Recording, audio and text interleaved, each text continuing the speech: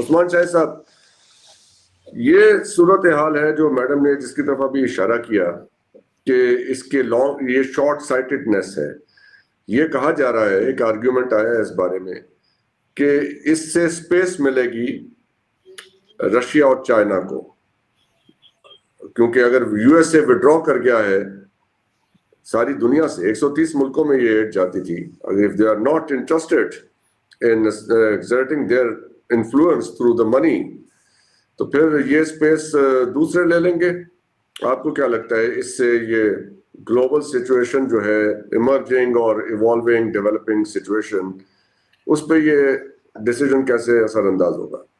जी doctor साहब, it makes much sense, क्योंकि हम देखते हैं डेविड लामी जो कि फॉरेन सेक्रेटरी हैं यूके के, उन्होंने भी रिसेंटली इंटरव्यू दिया है एक अखबार को यूके में, और उन्होंने कहा है कि अगर अमेरिका ऐसी स्ट्रेटेजिकली मिस्टेक करता है जो कि हमने 2020 में की थी under the administration of Boris Johnson के 1997 के अंदर जो डिफिट बनाया गया था डिपार्टमेंट ऑफ इंटरनेशनल डेवलपमेंट, उसको 2020 के अंदर मर्ज कर दिया गया था फॉरेन ऑफिस के अंदर, और उसकी वजह से उन्होंने कहा इंटरनेशनली जो यूके की ब्रिटिश जो सॉफ्ट पावर थी उसको एक क्रिपलिंग ब्लो मिला था। तो आई होप कि हमारे जो फ्रेंड्स अमेरिका में डीसी के अंदर ऑपरेट कर रहे हैं वो हमसे सीखेंगे और किसी सूरत में इसको मर्ज नहीं करेंगे स्टेट डिपार्टमेंट में डिफरेंट ब्यूरोज और ऑफिस के अंदर है। तो मेरे ख्याल में एक कैपिटलाइज कर सकता है इस मूवमेंट को चाइना, और चाइना कर रहा है जिस तरह से लास्ट टाइम डॉक्टर साहब ने बड़ा बेहतरीन तरीके से बताया था कि चाइना पैसे नहीं देता, इस तरीके से चाइना वो स्किल सेट उनका पॉलिश करता है और अपना इकोनॉमिकली जो है वहां के ऊपर पोर करता है पैसा। तो मेरे ख्याल में चाइना, रशिया के लिए तो नहीं लेकिन चाइना के लिए नो डाउट एक बड़ा रूम है, क्योंकि अमेरिका की ये फंडिंग जो है एक इंटरनेशनली ऐसा एटमॉस्फेयर क्रिएट करती थी जिसमें अमेरिकन अपने इंटरेस्ट और अपनी वैल्यू सिस्टम को लेके वो अपना बजाते रहते थे, अपना क्या कहते हैं ड्रम बीट करते रहते थे। तो मेरे ख्याल में डोनाल्ड ट्रंप जो है इसकी हम अगर ह्यूमैनिटेरियन ग्राउंड के ऊपर देखें अपना कॉस्ट है, तो मेरे ख्याल में बड़ी हॉरेंडस है कि 90 दिन के अंदर अगर ये प्लान को कांग्रेस डेफिनेटली उसकी कंसल्टेशन के बगैर ये पॉसिबल ही नहीं है। और हम देखते हैं कांग्रेस ने लास्ट ईयर ये फॉरेन ऑपरेशंस अप्रोप्रिएशन एक्ट पास किया, जिसके बाद कोई एंटिटी जो है यूएसएड को रीऑर्गेनाइज नहीं कर सकती जब तक कांग्रेशनल कंसल्टेशन ना कर ले उनकी कमेटीज के साथ। इसीलिए मार्को रूबियो ने फेब 3 को जो है लेटर लिखा है कांग्रेस को है कि वो चाहते हैं पीटर मोरक्को जो कि डिप्टी उन्होंने बनाए हैं इस अपना एडमिनिस्ट्रेटर, वो एंगेजमेंट करें और उनकी मदद से जो है कोई कंसेंसस जनरेट किया जाए। तो मेरे ख्याल में राइट डाउन कर दिया जाएगा state department. Let me pose challenge at this point. ये जो आपका आर्ग्यूमेंट है और ये जनरल सोच जो है कि इससे जो है इससे कोई लॉन्ग टर्म नुकसान होगा, क्या ये सोच या ये argument is it not rooted in those 50-60 years of Cold War and post-Cold War era, जिससे हमारी सोच बन गई है कि दुनिया को ऐसे ही चलना है, और अब उसके अंदर अगर तब्दीली आ रही है तो we are not able to grasp the impact or the consequences of it। यानी कि हम जिस नजर से, जिस लेंस से देख रहे हैं इस मूव को, वो लेंस जो है वो कोल्ड वॉर के दौर का है।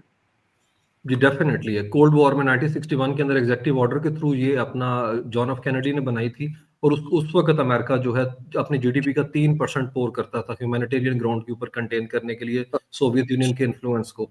लेकिन हम इसी कॉन्टेक्स्ट में जिस तरह से आपने बात की कि it's a painful reminder for those country, specially Pakistan के लिए, अफगानिस्तान के लिए, सब सहारन अफ्रीकन रीजन के लिए और लैटिन अमेरिका के लिए, जो अपनी डेवलपमेंट स्ट्रेटेजी के अंदर एड के ऊपर डिपेंडेंसी के साइकिल को लेके आगे चलना चाहते हैं। नो डाउट इसलिए अपना इसका फॉल आउट तो हम देखते हैं जिस तरीके से कुछ फैक्ट्स हैं और हॉरेंडस है अपना, जरा उसको हम मैं इस वक्त नाजरीन के सामने रखूं कि 489 मिलियन जो फूड है वो वेयर हाउस और अपना पोर्ट के ऊपर जाया हो सकता है जिस तरीके से डोनाल्ड ट्रंप ने इसको हॉल्ट किया है।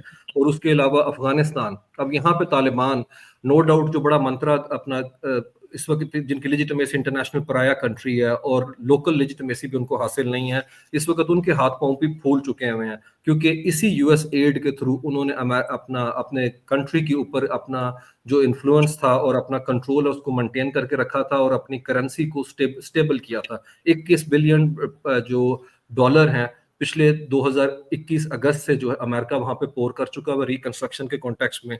सिगार उनकी एक बॉडी है, special inspector general of Afghanistan reconstruction, वो बताता है कि 21 बिलियन डॉलर देने के बावजूद जो है अपना ये बिहेव नहीं कर रहे उस लेजिटिमेट तरीके से, और इंटरनेशनल प्रेशर उनके ऊपर माउंट कर रहा है बहुत ज्यादा। और डोनाल्ड ट्रंप ने भी कहा है कि बगराम एयरबेस हमें हैंड ओवर करें जो इस वक्त ऑपरेट कर रहे हैं चाइनीज, और हमारा सारा वेपन वापस करें।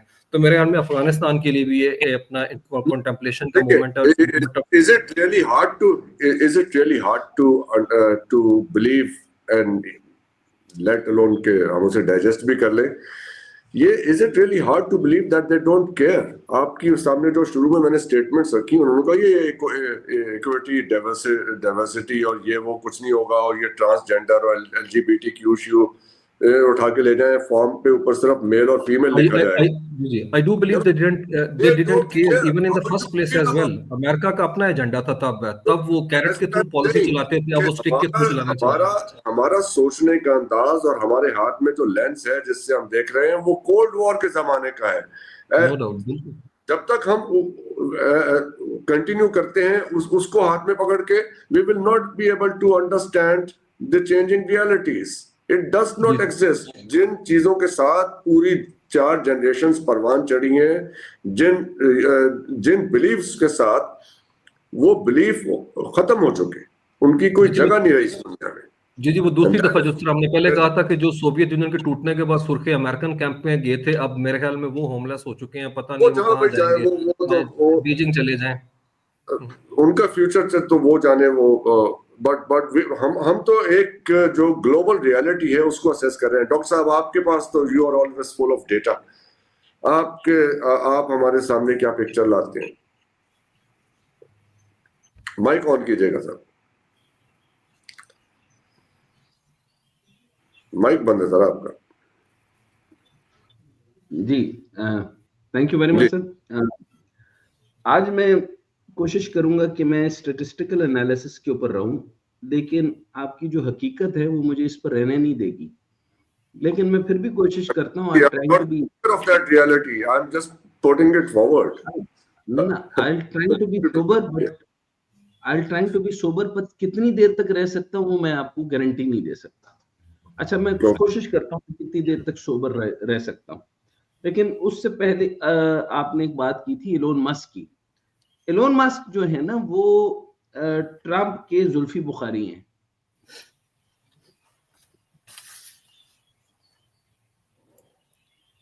इमरान खान का जो जुल्फी बुखारी था ना, जिस तरह उसका बेड़ा गर्क किया, रिंग रोड प्रोजेक्ट था, उसके अंदर करप्शन की, फिर कईयों के पैसे पकड़े, एर्तुगरुल गाजी को बुलाना था, बात तय हुई 10 करोड़ पे और उसको काशिफ जमीर को बेच दिया 1 करोड़ पे। अच्छा खासा हमने उसका खिलाफत का मूवमेंट बना देनी थी, इतना हैवी किस्म का उसका इस्तकबाल होना था, उसको खज्जल करवा दिया।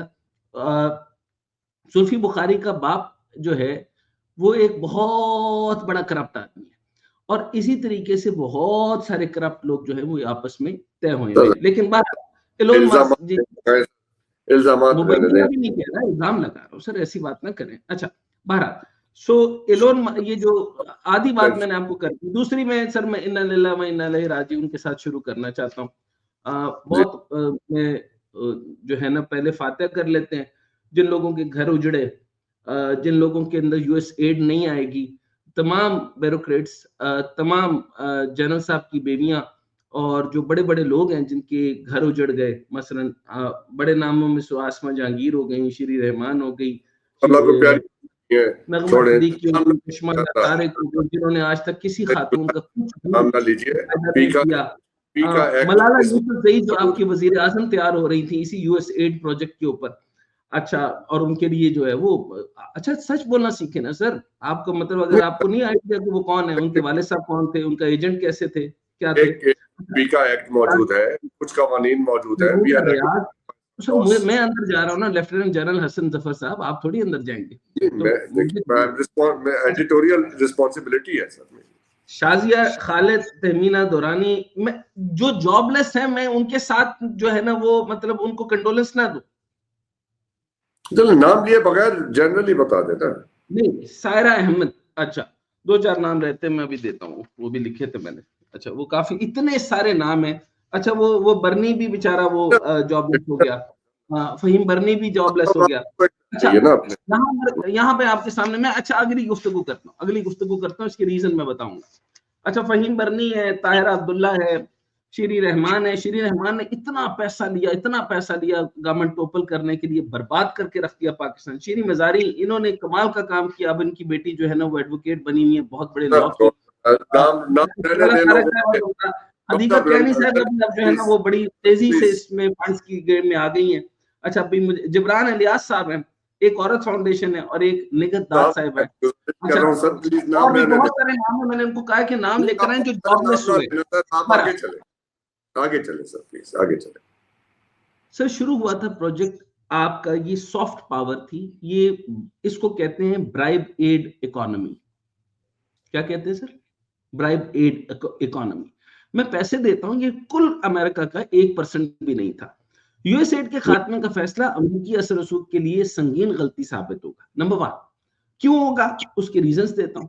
ये महज माली बचत का मामला नहीं है, एक बड़ी स्ट्रेटेजिक गलती है जिसके दूररस नताइज होंगे। आप देखेंगे जैसे वजीहा मोइन साहिबा ने अभी बहुत डिटेल में, क्योंकि वो बड़े संभल के बात कर रही थी, क्योंकि उन्होंने पाकिस्तान में ही रहना है और ऐसी जगह पे रहना है कि इर्द गिर्द में उनके जो हैं वो गिद्धे ही गिद्धे हैं और हैं भी खातून, और उनका कंपटीशन भी होता होगा। किसी चाय की पार्टी में उनको पकड़ लिया, तुमने मेरे खिलाफ बात की, लेकिन उनको बाजी के पास जो लुई विटॉन का जो पर्स होगा वो उसी बैग के अंदर से जो है ना वो कुछ ना कुछ दे मारेंगी। तो उन्होंने अच्छा किया नहीं बात की। अच्छा, उस्मान शाहिद साहब अभी खूब रो भी हैं, जवान हो रहे हैं, और अभी उन्होंने अपना करियर में बहुत ऊपर जाना है, इसलिए मेरे वाले पंगे ना लें तो अच्छा है। अच्छा, बहरहाल सर, अब इस खात्मे से एक ऐसा खला पैदा हो गया जिसे पुर करने के लिए चीन मुकम्मल तैयार है। अब मैंने आपको जो अर्ज की, जो गैप दे दिया है ना डोनाल्ड ट्रंप ने, अब इसको चीन फिल करेगा कैसे? 1961, अच्छा ये भी एक और आपका मैं फिगर चेंज करता हूं। आपने 68 का ठीक कहा था, लेकिन मोस्ट रीसेंट आया $75 बिलियन अब तक आपको यूएस एड का मिल चुका है पाकिस्तान को। अच्छा, दो चार इदारों का और नाम भी लेना चाहता हूं ताकि उस्मान शाहिद साहब और वजीहा मोइन साहिबा की जो है ना वो थोड़ी Pakistan industrial technical assistance, sir Pakistan industrial technical assistance centre जो है वो 40 करोड़ रुपया लेता है सालाना। सप्लीमेंट्री ग्रांट्स अलग लेता है। 450 इसके एम्प्लॉयज हैं, बहुत बड़ी यूनियन है। अच्छा, इसको बंद कर देना चाहिए था, इसके अंदर कुछ नहीं बनता। इसमें कंप्यूटर फाउंडेशन का कोर्स बगैर कंप्यूटर के पढ़ाया जाता है। यूएसएड के प्रोजेक्ट होते हैं, बहुत सारे फंड्स दिए जाते हैं और ये सारे के सारे खा लिए जाते हैं। ऊपर एडिशनल सेक्रेटरी साहब काफी सारा खा के थोड़ा सा इनको बेचते हैं, और वो थोड़ा जो है वो इधर आता है, तो फिर कहा जाता है कि ये खिलाफत का राज लेकर आना चाहते हैं, खिलाफत लाना चाहते हैं। यहाँ पे लोगों को, इंसानों को इंसान नहीं बनने देना चाहते। हम खलीफतुल्लाह अर्द रहने दें, आप पहले इंसान तो बन। नेबटेक के अंदर किताबें नहीं बनी। पेटाक का मैंने आपको बताया, करप्शन हो रही है, सप्लीमेंट्री ग्रांट हो रही है, 400 लोगों पेंशन भी ले रहे हैं, सप्लीमेंट्री ग्रांट्स भी ले रहे हैं, और ₹1 का यानी कंप्यूटर फाउंडेशन कैड कैम के कोर्स बच्चों की हालत जाकर देखें। वजीहा मोइन साहिबा या उस्मान शाहिद साहब, कभी आप तशरीफ रैंडम लेके चले जाएं फिरोजपुर रोड पे, अगर आप जाना चाहें तो आप हैरान हो जाएंगे कि अरबों रुपए की जमीन के ऊपर इतनी बड़ी करप्शन हो रही है आपके आंखों के सामने। ये स्टेट ओन्ड एंटरप्राइजेस को नहीं ठीक किया गया। अच्छा, फिर उसके बाद नेबटेक के पास चले जाएं, आप टेप्टा के पास चले जाएं, आप ये वोकेशनल इंस्टीट्यूट कितने शानदार थे, कितनी खवातीन उससे बनी, कितनी उस जमाने की खवातीन 1970, मेरी वालदा भी उसी के जमाने की होंगी, उनको कपड़े सीना भी आते थे, उनको खाने बनाने भी आते थे, वो घर भी संभाल सकती थी, और वो इक्वलेंट टू एफए और मैट्रिक भी हुआ करता था, एजुकेशन भी बेहतर थी, तो निजाम भी था। अब से डिटोरिएट क्यों कर गया? अच्छा, अब आपने कहा कि चीन के खिलाफ पे बात करें, वो आप चीन पे मुझे इसलिए ले जाते हैं ताकि मैं यहाँ की गंदगी ना बयान कर सकूं। आप अपना जो है ना माहौल जो है ना छुपाना चाहते हैं। अच्छा, 1961 में सर 1961 में सदर जॉन एफ कैनेडी की जानिब से कायम की गई यूएस एड अमेरिकी मुफादात को फरोग देने के लिए एक जरिया रही। अमेरिकी इमदाद हमेशा तरक्की से ज्यादा सियासी फायदे के लिए इस्तेमाल होती रही, ये आप सबको पता है। इस एजेंसी के तहत चलने वाले प्रोग्राम अक्सर इमदाद हासिल करने वाले ममालिक को अमेरिकी मुफादात के मुताबिक पॉलिसियां अपनाने, अमेरिकी कंपनियों के लिए साजगार इक्तिसादी इस्लाहात नाफिज करने और अमेरिका के फौजी हिकमत अमली में मामनत फराहम करने पर मजबूर करते थे। अगर आप एग्री करते हैं या नहीं करते, आप तो नहीं करेंगे ऑफ कोर्स, क्योंकि अभी तक जनरल साहब भी वहीं से पैसे ले रहे हैं जहां से आप ले रहे हैं। अच्छा, अगर आप इस पे पॉज कर लें तो जरा मैडम को करके तो फिर वापस लौट आते हैं। आखिरी 2 पॉइंट देने थे। उसके बाद, क्योंकि आपने बात ही बात मेरे पे करनी है। इसका बुनियादी मकसद सर जो अमेरिकी मुफादात का तहफ़्फ़ुज़ है, ये सारी यूएस एड का, इस वाशिंगटन को इस तरह से मौजूद रहने का मौका दिया गया जहां चीन और रूस अपना असर रसूख बढ़ा सकें। इसके खात्मे से ये ममालिक चीन की बेल्ट एंड रोड मंसूबे की तरफ झुक जाएंगे। अब ये सारे के सारे जो मैंने आपको बताया, मैं समझने की कोशिश करूंगा कि इनका और कुछ है, मेरे से सवाल करेंगे कि पैरेलल टू दिस सिस्टम, यही सवाल करना चाहता हूं सिस्टम था, ये ब्राइटरी का बताना जरूरी है ना, इसके बाद मैं सिरका के ऊपर आऊंगा, मैं आऊंगा, लेकिन इसके बाद सिर्फ और सिर्फ एक ही वो मंसूबा पता चलेगा कि वो इंसानियत, ह्यूमैनिटेरियन कोलैबोरेशन, चाइना सिर्फ इंसानियत देखता है, वो मुफादात नहीं देखता। यूएसए के साथ में वो देखता है कैसे देखते हैं, बचत नहीं बल्कि चीन को आलमी असर रसूख को वुसअत देने का खुला मौका देना है। चीन पहले ही आलमी सतह पर बुनियादी ढांचे में सरमायाकारी के मामले में अमेरिका से आगे निकल चुका है, ये सारा स्ट्रक्चर उसने बना लिया। अब ये तस्वर भी गलत है कि यूएस एड को खत्म करने से अमेरिकी टैक्स दहिंदगान के पैसे बचेंगे, बिल्कुल नहीं, ऐसा नहीं होगा। अच्छा, हकीकत यह है कि अमेरिका में बजट की गैर मुल्की इमदाद का हिस्सा 1% है, टोटल गैर मुल्की इमदाद का 1% हिस्सा है, जो फौजी खराजात के मुकाबले में नहायत मामूली है। अब फौजी खराजात सुन लें, 916 अरब, 916 नहीं, मैं नहीं रहा, मेरी बात तो सुन लें। अब मिसाल के तौर पे 2023 में अमेरिका ने गैर मुल्की इमदाद के लिए तकरीबन 64 अरब डॉलर मुख्तस किए, जबकि इसी साल दिफाई अखराजात का बजट 916 अरब डॉलर था। अब जो अच्छा, इनके और भी मामलात हैं, इनके मामलात इन्होंने गवर्नमेंट टॉपल की, ये टॉपल करके ये जो एजेंसीज हैं, इसी के अंदर ब्लैक वाटर भी डली, इसी के अंदर मामलात भी डलते हैं, और इसी के अंदर ये ज़हन साजी भी करते हैं, नैरेटिव बिल्डिंग भी करते हैं, और ये इसी सारे में एक इदारा लम्स बनता है, और ये लम्स वाले इदारे, अच्छा आपका जो फिर आगे चलते हैं सर, सुन तो ले,